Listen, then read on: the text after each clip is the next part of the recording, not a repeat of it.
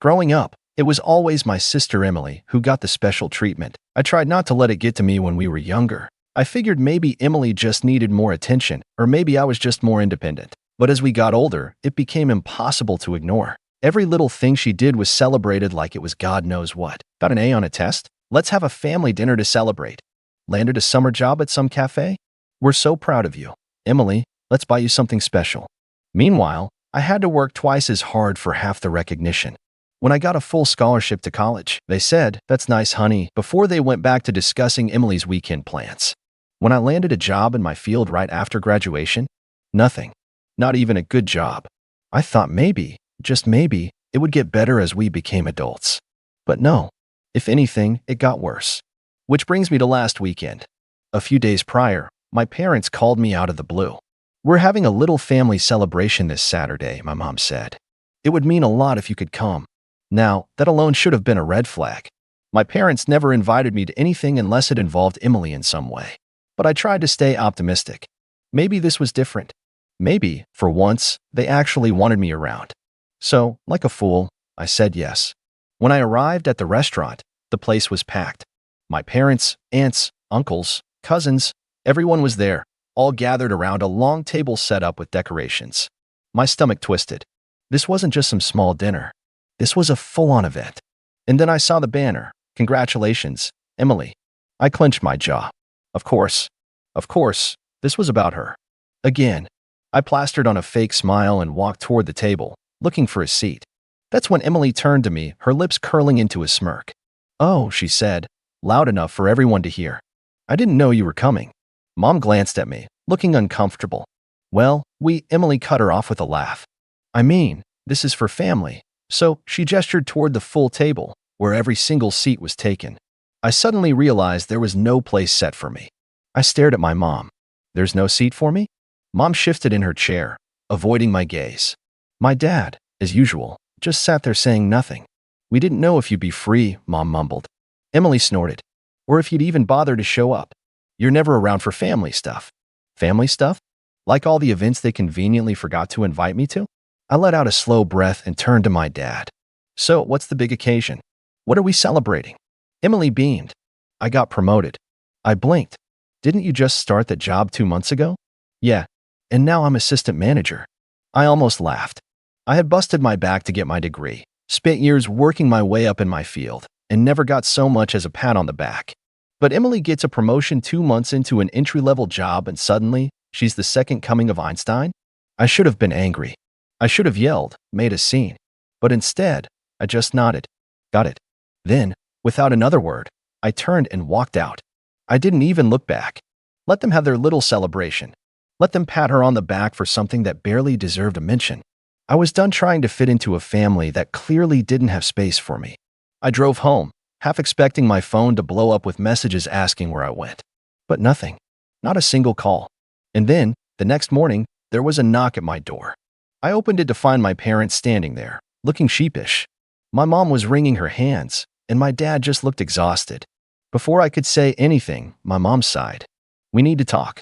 I stared at them, my fingers tightening around the doorframe. "Talk about what?" My mom sighed dramatically, as if I was the one being difficult. "Can we come in?" I crossed my arms. "That depends. What do you need to talk about?" My dad finally spoke up, rubbing his temples. "Look, we need a favor." A favor? Now they needed me? I should have slammed the door in their faces right then and there, but curiosity got the better of me. I stepped aside, letting them in. They walked straight to my living room like they owned the place. My mom perched on the couch, smoothing down her shirt like she was preparing for some serious negotiation. My dad remained standing, shifting awkwardly. I leaned against the wall. "All right, what is it?" Mom gave a small, tight smile. "About last night." I arched a brow. "So they do feel bad? We need you to cover the bill." I blinked. "What?" She sighed like I was being slow. "The dinner bill. It was a bit higher than we expected." My stomach dropped, then flipped right into rage. I stared at them, waiting for some kind of punchline. "You want me to pay for it?" Dad nodded, looking mildly uncomfortable. "You have some money laying around, right? I mean, you're doing well for yourself."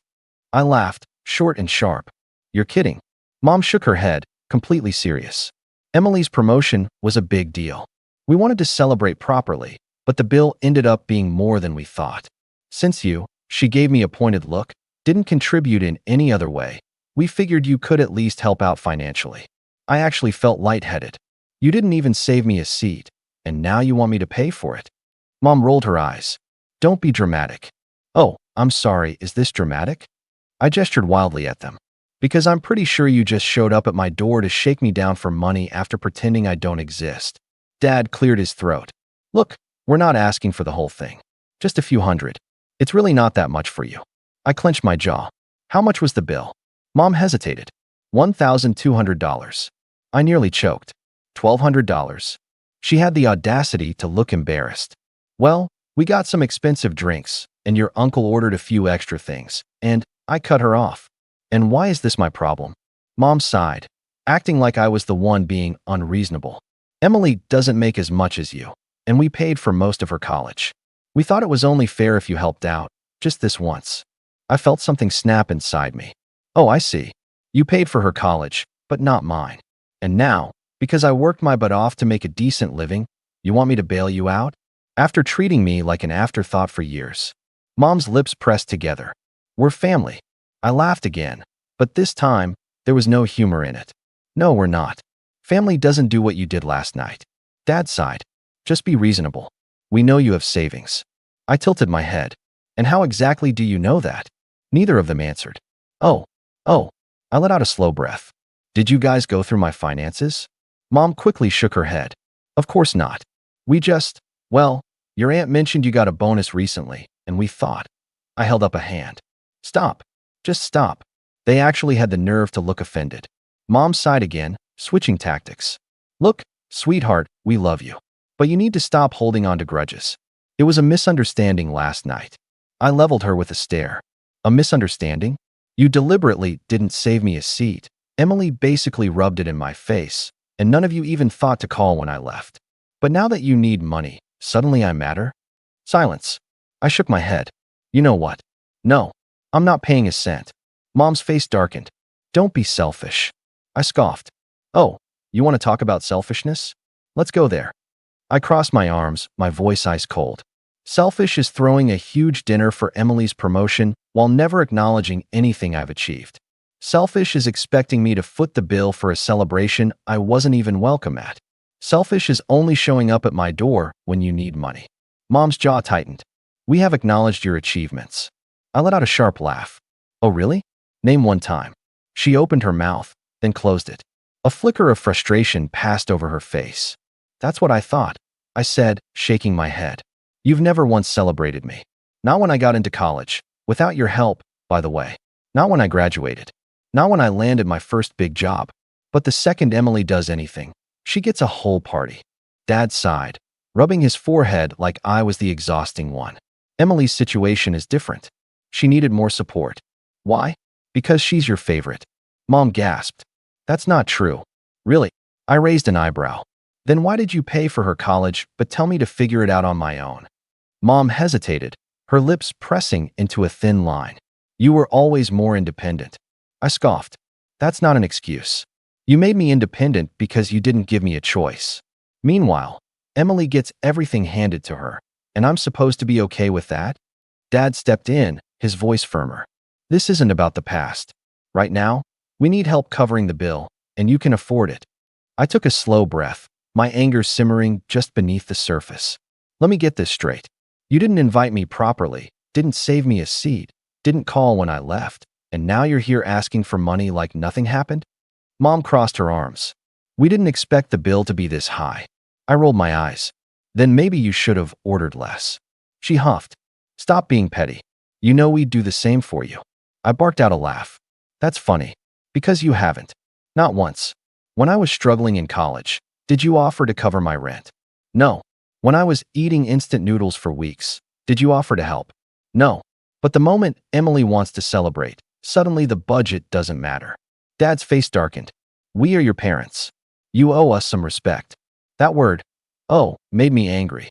I straightened, my voice steady. No, I don't owe you anything. Respect is earned. And after last night, you've lost whatever little I had left for you. Mom looked genuinely stunned, like it had never occurred to her that I might say no. Dad let out a frustrated sigh. Fine. If you won't help, we'll have to figure it out ourselves. Yeah, I said coolly. You will. Mom gave me a sharp look. Don't expect us to be there when you need something. I let out a bitter chuckle. You were never there anyway. She flinched. I walked to the door and held it open. You can see yourselves out. They hesitated, like they wanted to say something else, but I just stood there, waiting. Finally, Mom huffed and stormed out, Dad following behind her. I shut the door, locking it behind them. Then, I exhaled slowly, the anger still buzzing beneath my skin. Something told me this wasn't over. The next morning, I woke up to a barrage of texts. My phone buzzed nonstop, the notifications piling up like some kind of digital ambush. Mom texted, "You embarrassed us. Do you even care about family at all?" Dad texted, "This isn't how you treat the people who raised you." Emily texted, "Wow, you really couldn't even spare a few hundred? Pathetic." Mom texted, "Again, your aunt and uncle were shocked by your behavior. So were we." I stared at my screen, barely able to process the sheer audacity. They weren't mad at themselves for what they did. They weren't apologizing. No, they were mad at me for refusing to be their personal ATM. I wasn't in the mood for this. I put my phone on silent, got up, and made myself coffee. The warmth of the mug helped ground me, but the anger was still there, simmering just beneath the surface. They had never supported me, never celebrated me, never cared when I was struggling. But now that they needed money, suddenly I was selfish for not handing it over? I should have expected it. This wasn't the first time they had pulled something like this, though this was definitely the worst. Growing up, it had always been about Emily. When she got an A on a test, it was a big deal. When I got straight A's, barely a nod. When she made the soccer team, she got new gear and a huge family dinner. When I got accepted into a competitive program, a quick, "That's nice," before moving on. In college, that was the real slap in the face. They had promised to help with tuition when I was younger, but when the time came, suddenly there were financial issues.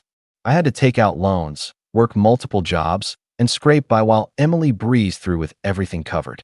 "She needs more help," they had said. "You'll figure it out." Well, I did figure it out. I worked my way up, made a decent career for myself, and now that I had some savings, they thought I was an easy target. I was halfway through my coffee when my phone started buzzing again. This time, a call. Mom. I debated ignoring it, but part of me wanted to hear what nonsense she had to say now. I sighed and answered. "What?" She didn't even acknowledge my tone. "You need to fix this." I let out a sharp laugh. "Fix what exactly? You've upset the whole family. We had to cover the bill ourselves, and it wasn't easy." I leaned against the counter. "Sounds like a you problem." She scoffed. "We were counting on you. You have plenty of money, and you let us struggle instead." "Oh no," I said flatly. "You mean you actually had to take responsibility for your own choices? That must have been awful." "Don't be a brat," she snapped. "Your aunt and uncle think you were incredibly rude. You should apologize." I nearly choked on my coffee. Apologize? Yes. For storming out, for making a scene, and for not being willing to help your own family. I was honestly impressed at how deep her delusion ran. Right? So just to be clear, you invited me to a celebration, didn't save me a seat, told me I wasn't considered immediate family, ignored me when I left, and then expected me to pay for the whole thing. And somehow I'm the bad guy. She sighed like I was being unreasonable. "You're twisting things." "No," I said, my voice sharp. "I'm finally calling you out. And honestly, I should have done it years ago." Silence. Then, in a low, warning tone, she said, "You're making a mistake. You don't want to push us away." I smiled, though there was no warmth in it. "You already did that on your own." I hung up. The second I did, my hands were shaking, not from fear, but from adrenaline. For the first time in my life, I had fully stood up to them. No backing down. No second-guessing myself. It felt good, but something told me they weren't done yet. And I had no idea just how far they were willing to go. The next morning, I woke up groggy, my mind still replaying last night's conversation with my mother. But as soon as I reached for my phone, any lingering sleepiness vanished. My lock screen was flooded with notifications. Missed calls. Texts. Social media alerts. My stomach tightened. I had a gut feeling this wasn't going to be good. I unlocked my phone, and the first thing I saw was a public social media post from my mother. It started off deceptively gentle, like she was just a poor, heartbroken mother trying to make sense of a cruel world. It pains me to write this, but sometimes, as parents, We have to face the heartbreaking truth that no matter how much love we give, some children will turn their backs on family. My eyes widened as I kept reading. Last night, we celebrated a huge milestone for our daughter, Emily. It was supposed to be a joyful occasion, a time for family to come together and support one another. But unfortunately, not everyone could share in our happiness. I knew where this was going. Our other daughter, let's call her X, showed up uninvited, made a huge scene, and stormed out when she realized the world didn't revolve around her. And if that wasn't enough, she refused to help when we unexpectedly needed assistance with the bill, despite having more than enough to spare. I'm absolutely devastated that someone we raised with love could be so heartless, putting money above family. If anyone has advice on how to deal with a selfish, ungrateful child, I'd appreciate it. I froze. The absolute nerve of this woman. It wasn't just a vague, manipulative guilt trip. It was a full-blown smear campaign. My own mother had just thrown me to the wolves. My pulse pounded as I scrolled down to the comments section, already knowing what I'd find. Dozens, no, hundreds of comments, all eating up her sob story without a second thought. Someone commented, "Oh my God, I can't believe X would do this. After everything you've done for her?" My aunt commented, "Some people don't deserve good parents. You guys did your best." Emily commented, "She's always been like this. It's just getting worse. I feel so bad for Mom and Dad." I gritted my teeth. Of course, Emily was there, milking it for all it was worth. She had always been the golden child, the one who could do no wrong. And now? Now she had proof that I was the selfish one, the villain in the family story. And the worst part? People were believing it. I checked my private messages, sure enough, there were tons of them. "Wow, I didn't expect this from you. That's so cold. You should be ashamed. How could you do this to your parents?" People I hadn't spoken to in years were suddenly crawling out of the woodwork to judge me based on a one-sided, twisted version of events. My hand shook as I gripped my phone.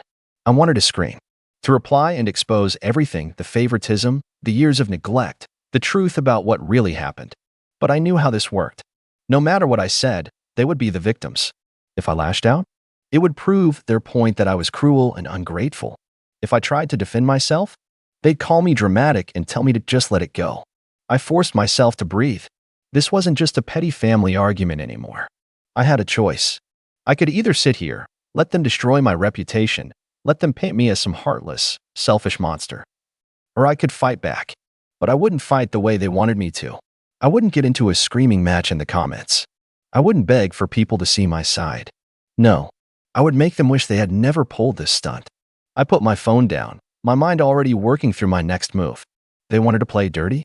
They had no idea what I was capable of. Since my family has decided to publicly lie about me, I think it's only fair that I set the record straight. I wasn't going to say anything, but after waking up to dozens of messages from people calling me selfish, I realized something. I'm done protecting people who would rather throw me under the bus than take accountability for their own actions. Let's talk about what really happened. I was invited to my sister's celebration under the assumption that I was actually welcome. When I arrived, I was told there wasn't a seat for me. My sister, who, by the way, has always been treated like royalty while my accomplishments were ignored, made it clear that I wasn't considered immediate family. So I left. No yelling, no scene. I just walked out. Then, hours later, my parents showed up at my door, not to apologize, not to explain, but to ask me to pay for their bill.